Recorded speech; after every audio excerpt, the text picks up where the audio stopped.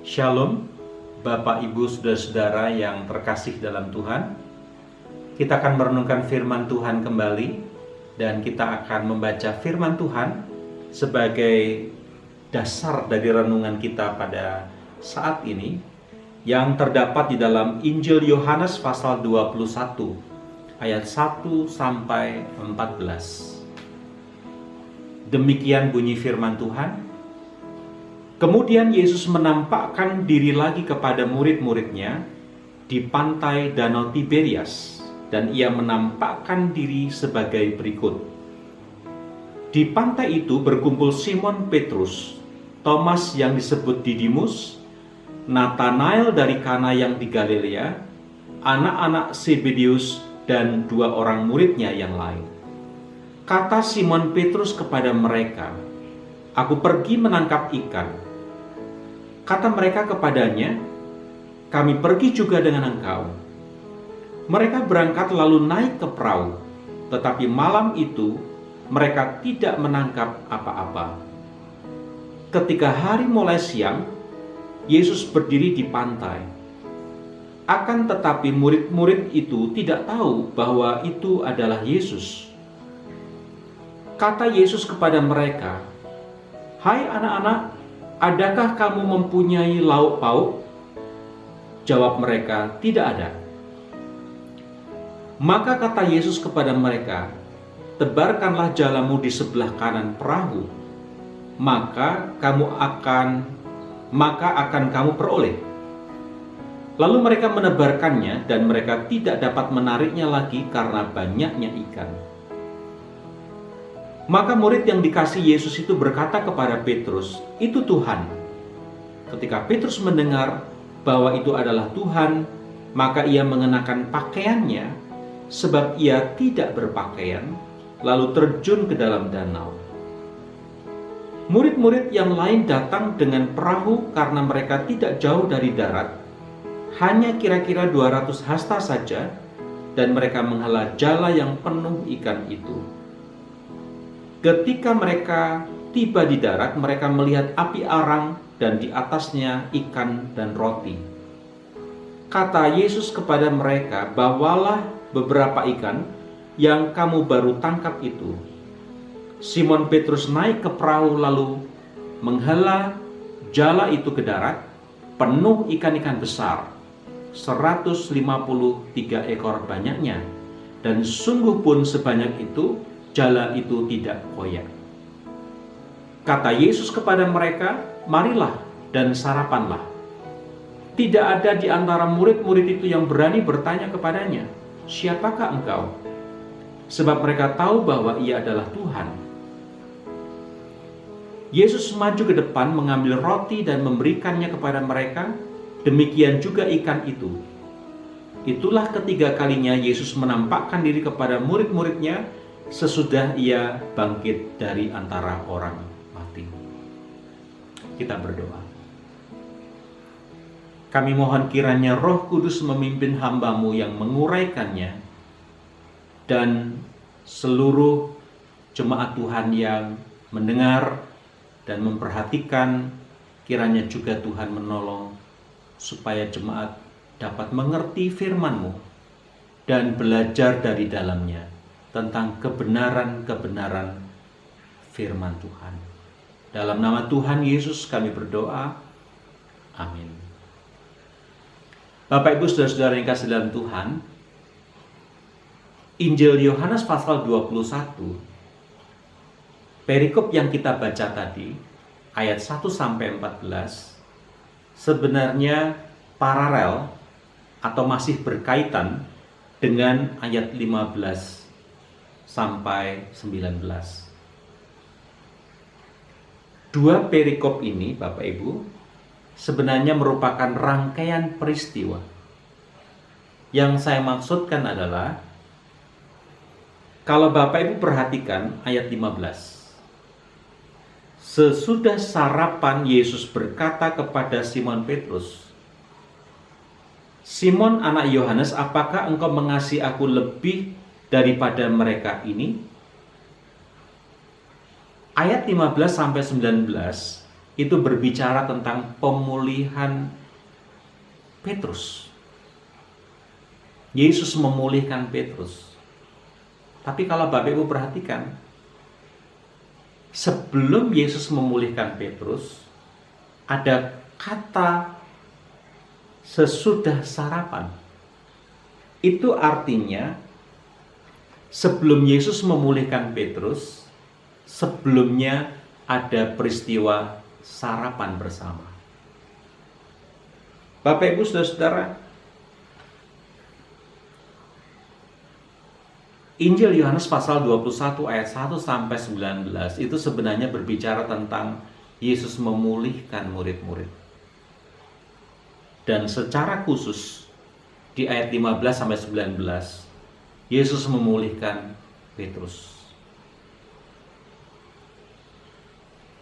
Yang menarik atau yang menjadi fokus dari renungan kita pada saat ini adalah bagaimana caranya Yesus memulihkan murid-murid. Pendekatan apa yang dilakukan oleh Yesus, atau pendekatan apa yang digunakan oleh Yesus untuk memulihkan mereka. Saya mencatat ada 3 pendekatan yang digunakan oleh Tuhan Yesus. Yang pertama, Yesus menstimulasi memori mereka. Yang kedua, Yesus menunjukkan penerimaan. Yang ketiga, Yesus memulihkan Petrus. 3 pendekatan ini akan kita bahas dalam 2 sesi. Hari ini atau saat ini kita akan fokus membahas tentang pendekatan 1 dan 2. Yang pertama, bagaimana Yesus menstimulasi memori mereka. Yang kedua, bagaimana Yesus menunjukkan penerimaan terhadap mereka.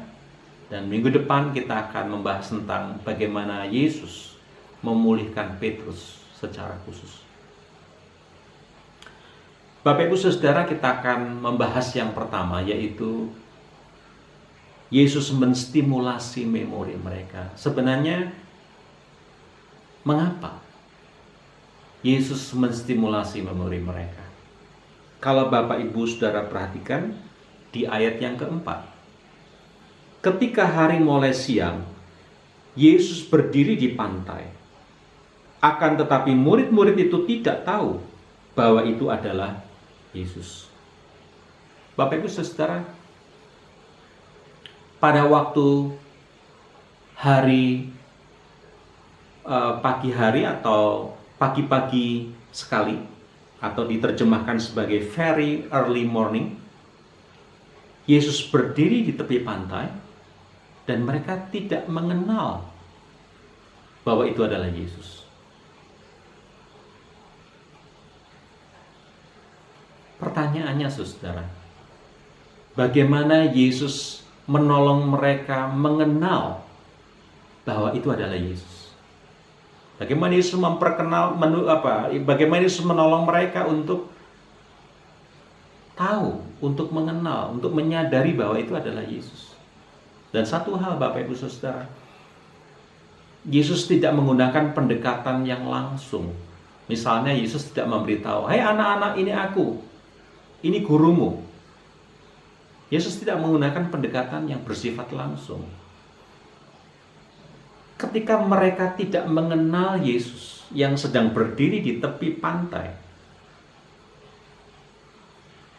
Yesus punya cara yang unik untuk membuat mereka tahu, untuk membuat mereka mengerti bahwa itu adalah Yesus. Bagaimana caranya? Caranya adalah, atau apa yang Yesus lakukan? Yesus menstimulasi memori mereka. Bagaimana caranya? Dengan bertanya, "Hai anak-anak, adakah kamu mempunyai lauk pauk?" Sebagai Tuhan, sebenarnya Yesus sudah tahu bahwa mereka telah pergi menangkap ikan semalaman dan mereka tidak mendapatkan apa-apa. Yesus tahu. Tetapi Yesus tidak memberitahu apa yang dia tahu. Malahan Yesus memilih untuk bertanya, adakah lauk pauk? Hai anak-anak, adakah kamu mempunyai lauk pauk? Saudara, apa tujuan Yesus bertanya demikian sebenarnya? Tujuannya adalah Yesus ingin meminta klarifikasi secara langsung tentang situasi yang mereka hadapi. Yesus sudah tahu, tapi Yesus sedang seolah-olah mengeksplorasi apa yang sedang mereka hadapi. Dan di ayat yang ke-5b mereka mengatakan tidak ada. Bapak Ibu Saudara, dan pada waktu itu ayat yang ke-6 Yesus meminta mereka untuk menebarkan jala mereka di sebelah kanan perahu mereka, dan Yesus menjamin, maka kamu akan memperoleh. Dan betul yang terjadi, mereka mendapatkan banyak ikan, dan di ayat 11 dicatat jumlahnya 153 ekor, dan ingat mereka mendapatkan ikan besar yang jumlahnya 153 ekor. Bapak Ibu, itu caranya Yesus menstimulasi memori mereka. Itu caranya Tuhan Yesus untuk menolong mereka mengerti bahwa itu adalah Yesus. Sekali lagi, Yesus tidak berdiri dan mengatakan, "Hai anak-anak, ini aku, ini gurumu." Tapi Yesus menggunakan pendekatan yang lain, yaitu menstimulasi memori mereka. Apakah ada peristiwa yang mirip sebelumnya? Ya. Kalau Bapak Ibu perhatikan, pertama-tama murid-murid dipanggil oleh Yesus.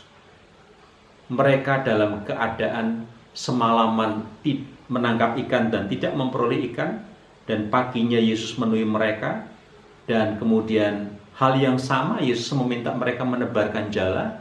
Hal yang sama pula terjadi, mereka mendapatkan banyak ikan. Seolah-olah Yesus memberitahukan tentang dirinya, menyatakan dirinya, memberitahukan tentang dirinya dengan cara itu.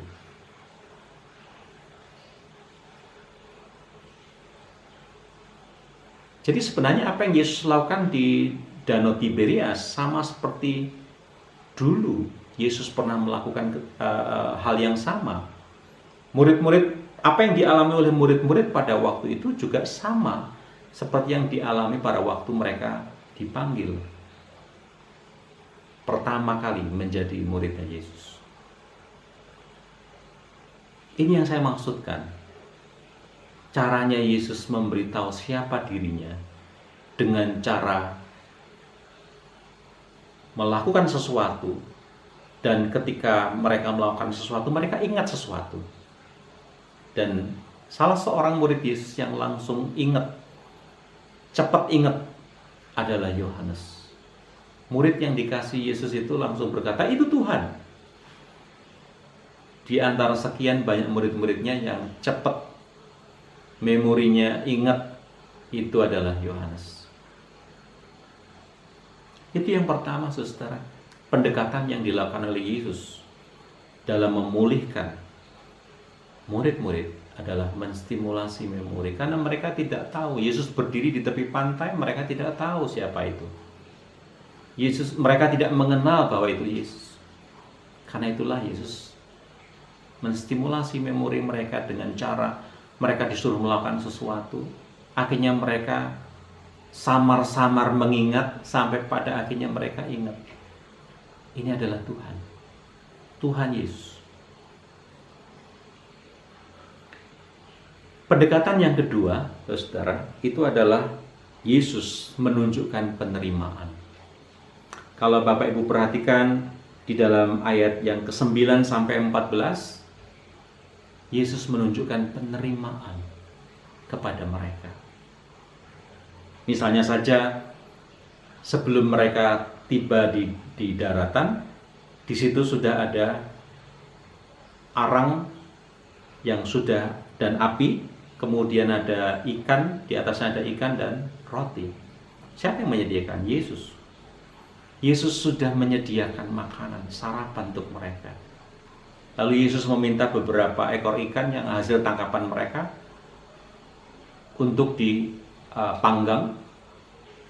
Dan kemudian kalau Bapak Ibu Saudara perhatikan, Yesus ngajak sarapan bersama, ayat 12. Marilah dan sarapanlah.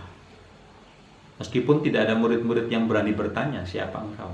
Karena mereka sudah tahu, itu adalah Yesus. Lalu Yesus maju ke depan dan Yesus mengambil roti dan memberikannya kepada mereka. Demikian juga ikan. Yesus membagi ikan kepada mereka. Bapak Ibu Saudara, ada pertanyaan yang penting. Ketika Yesus mengajak mereka sarapan, ketika Yesus melayani mereka sarapan pagi, apakah Yesus membahas tentang ketidaksetiaan mereka? Tidak. Apakah Yesus membahas tentang kegagalan mereka? Tidak.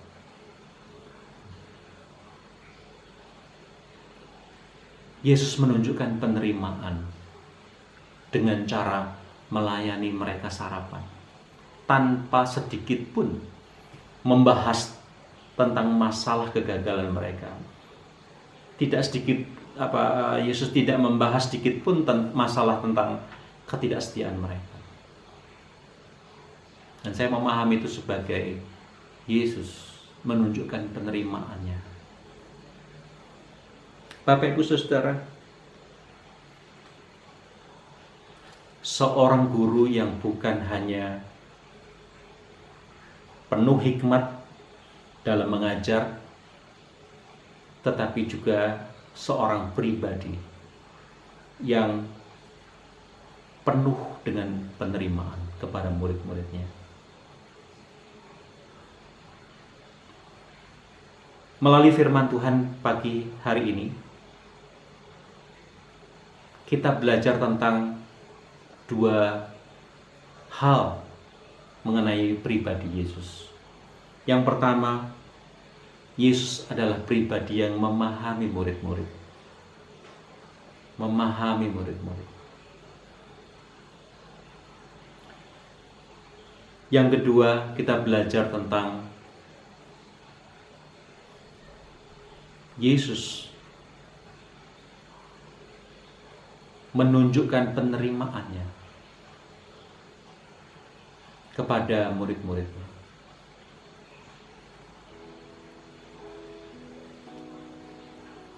Apa pelajaran atau apa implikasi kebenaran ini, pengenalan ini bagi kita apa, saudara?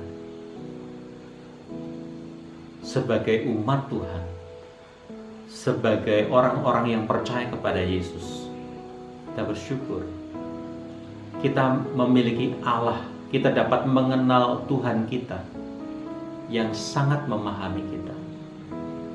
Kita juga bersyukur karena Tuhan kita adalah pribadi yang menunjukkan penerimaan kepada kita. Dia tahu siapa kita. Dia tahu kita pernah gagal. Dia tahu kita pernah tidak setia. Dia tahu. Dia memahami kita. Dia juga menunjukkan penerimaannya kepada kita tanpa membahas kegagalan yang pernah kita alami.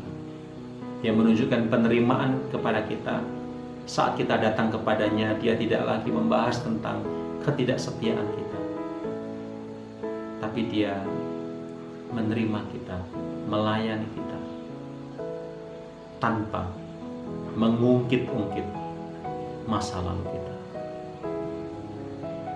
Hal yang sangat berharga bagi kita orang-orang yang mengasihi Dia dan yang percaya kepadanya. Kiranya firman Tuhan pada saat ini membuat kita lebih mengenal Yesus dari sudut pandang pribadi. Tuhan memberkati. Mari kita berdoa. Kiranya Tuhan